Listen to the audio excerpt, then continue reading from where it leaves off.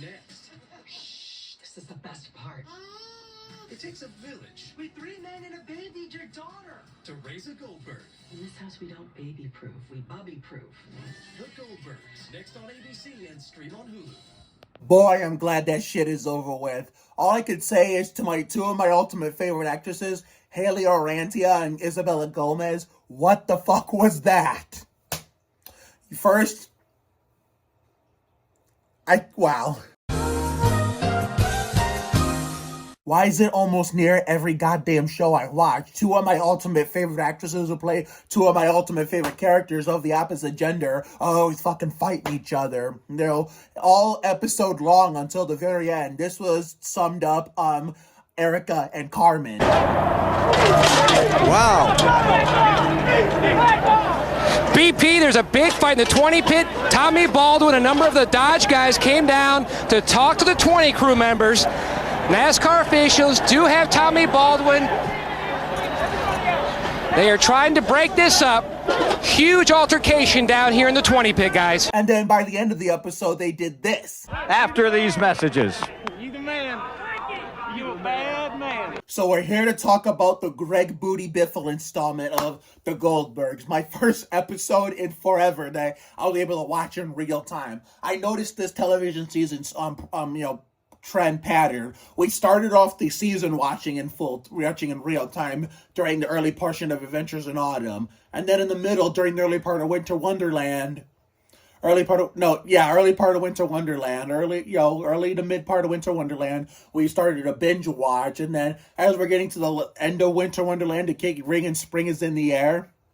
We're starting to watch in real time for the third part of the season to finish it off, because this show and A Million Little Things, which is in an hour, we're going to be saying goodbye forever. We're joining Ultraviolet and Black Scorpion on the list of shows I've lost in the 2022-2023 television season. So I got to hurry this shit up, because we got to get ready for what I think is the Mark Martin installment of Not Dead Yet on ABC, which I think on A Million Little Things, if I'm doing the math correctly, is going to be the Terry Labonte installment. Yeah, that's okay.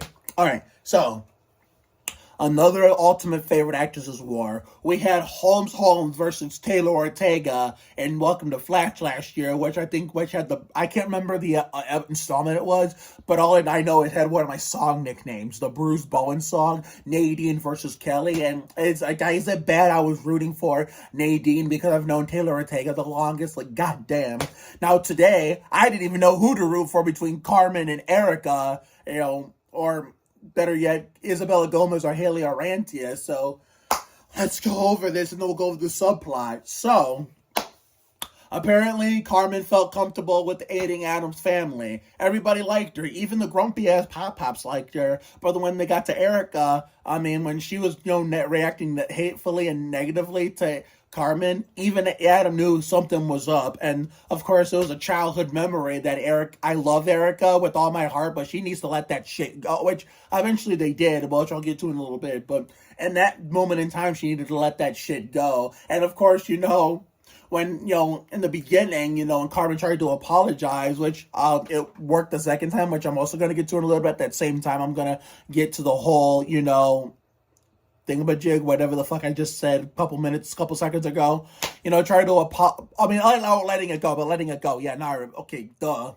About letting it go. So she was talking in this whispery, aggressive voice and rejecting her apology. And then when they met it, then, Adam and Carmen were having a meal at the diner where they met in the one episode, which when we met Carmen for the first time ever, when Isabella Gomez came into our lives for the first time ever. That's when, Erica decided payback is a puta. Payback is a bitch, because a puta is a bitch in Spanish. And they both acted like bitches tonight. Nothing against, Isabella Gomez and Haley Orantia, because I love them both dearly with all my heart as two of my ultimate favorite actresses. But as much as they're my favorite characters, they both acted like bitches until the very end. So therefore, they decided as grown. Carmen didn't decide this shit. Why am I want to say Haley's name? Erica, as grown-ass women, decides to plot her fucking revenge on Carmen by getting back at her with this stupid ass, meaningless Annie audition that we knew was never gonna go far in becoming a real nationwide phenomenon in this universe. And so when Erica was crushing it on stage and killing that shit, then she got into the Carmen said, say, break a leg and I hope you end up in the goddamn hospital because of that shit. I mean, she didn't say it like that, but that's how she meant it. But I could hear, if this was real life, I could hear Haley Orantia saying that to Isabella Gomez in real life. And if that were to be the case, just make sure I'm there to hear it, or alone record it.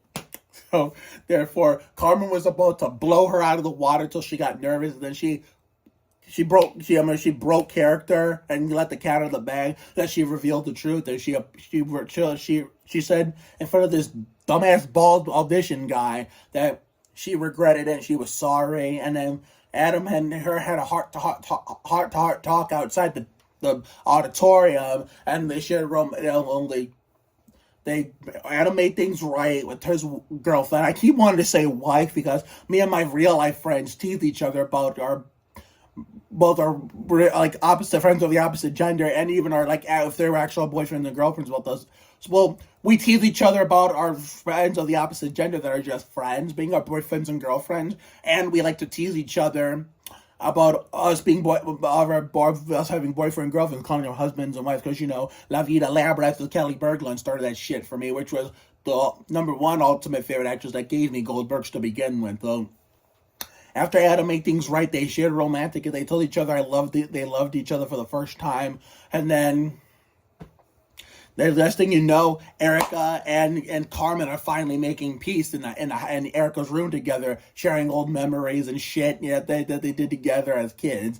Now for the subplot, so Pops, originally he just wanted to move out because of the fact that his old apartment was fixed, considering according to this storyline, his own place where he lived by himself, where his wife hated it, because his wife left him alone for so many years, and of course she hated his guts, and I don't know why, and sadly we'll never get to know who his wife was, because they never mentioned her on the show until tonight. Maybe I just overlooked it, or I probably wasn't here yet when they kept talking about her in the past, but, mid-season 7, but, and then when he decided he actually did want to take the offer to leave and go back to his apartment, everybody celebrated when he was going out the door, but then that kind of made him feel bad, to the point where, once, Jeff took him back to his old place, they came up with the plan, to like have him pretend to be nice, because of the fact that, he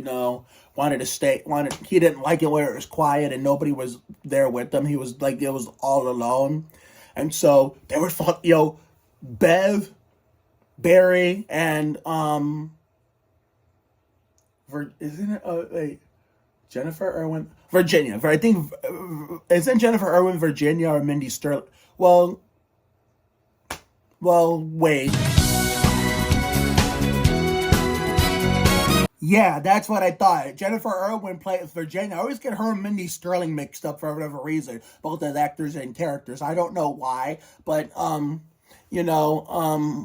great, I lost my train of thought. Where are we, Bill? Okay, Bev, Barry, and Virginia really actually fell for his tricks, and the fact that they noticed something, they thought he was actually losing his mind and getting dementia, that he was living La Vida Loca like Ricky Martin, written by Robbie Draco Rosa and Desmond Child. So, Virginia, I suggested them to take him to a doctor to get him checked out like Kevin LePage, but Bev said, no, fuck that. We're going to have Barry, my own son doctor, check his ass out like Kevin goddamn LePage. I mean, she didn't say it like that, but that's how she meant it. But at the same time, since they're almost all adults here, I could see Wendy McClendon Covey actually saying that in real life if this was reality. And like I said, with the whole Erica little shindig, the Erica line I came up with this a couple minutes ago. Make sure I'm actually there in person if I were to hear Wendy McClendon Covey say it that way. And so, therefore, Barry just figured, when Pops was going with Beck, pretending to fake mood swing, that Barry thought he was worse than he thought. And then when they invited him over for dinner, that's when he came clean and told the truth, kind of like how Carmen came clean about the truth in the main plot. And so, therefore, Bev said, why didn't you tell us? I mean, we don't care if you're a pain in the ass or not. You're still family, and we love you. Also, here's a life lesson that the Goldbergs can learn. Family or not, also family can also keep in mind for like, future, for like the act, since, well, I can't say a future episode, because like a future season, because the show's going away after this year.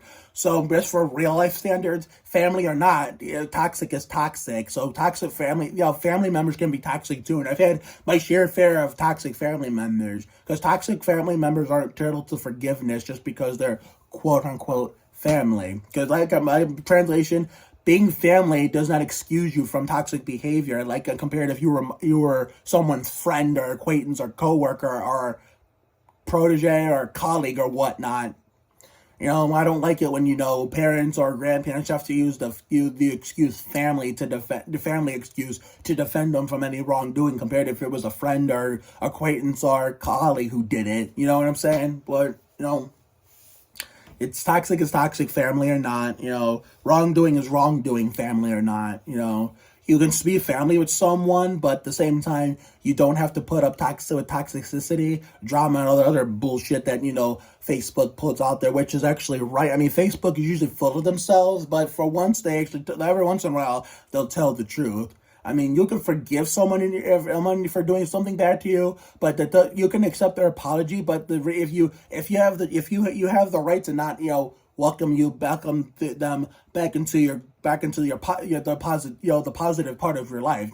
Apology accepted, access denied. So if for example, my sister is toxic as she was in Michigan on Lenore, if she were to be that way again and then just to apologize, well, what I've learned from, if I could go back and redo that, I would tell her, for the time she always treated me like dog shit, I would say, well, I can go back and tell the kid version and just tell her, hey, tell her that you're not sorry because you just keep doing it every time. So if she, let's say for the hypothetical, she went back to being that way here in the modern present day as an adult, I could forgive her even if she did something dirty to me once, but at the same time, I would not welcome her back into my life. Not just her, but anyone. So I'll accept your apology, but access denied. But luckily, the Goldbergs don't have to do any of that. So therefore, it was all fine and dandy. And I think we gotta hurry this up because in a few minutes we got Mark Martin installment of Not Dead Yet, and then after that we got the Terry Labonte installment of A Million Little Things, and I'm probably not going to be able to put together. I'll most likely have to put work all day at the workshop at Viacrest, putting all the, or if a lot of time I'm going to have to put some of this shit together in the video editor and then export it one at a time, and then work on if I run out of time tonight, I can work on the rest tomorrow at work before, and before we go to the bowling alley, and after we get back from the bowling, and after we come here, and hopefully I can.